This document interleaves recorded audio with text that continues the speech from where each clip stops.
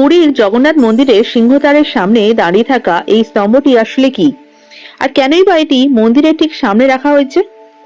এর নাম অরুণ স্তম্ভ। অরুণ হলেন সূর্যদেবের সারথি। কিন্তু সবচেয়ে চমকপ্রদ বিষয়, এই স্তম্ভটি প্রথম থেকেই পুরীতে ছিল না। ঐতিহাসিকভাবে প্রচলিত মতে অরুণ স্তম্ভটি মূলত কোণার্ক সূর্য মন্দিরের সামনে ছিল।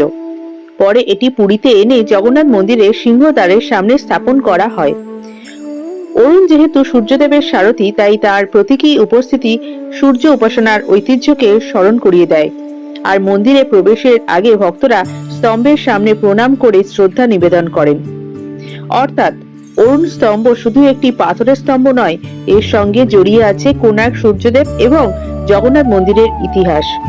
কিন্তু প্রশ্ন হলো, কোণার্ক থেকে অরুণ স্তম্ভকে পুরীতে আনা হয়েছিল কেন? সেই গল্পটাও কিন্তু বেশ রহস্যময়। এই গল্প জানতে চাইলে ভিডিওটা শেয়ার করে রাখুন। আপনি কি কখনো অরুণ স্তম্ভের সামনে দাঁড়িয়ে প্রণাম করেছেন? কমেন্টে লিখুন। জয় জগন্নাথ।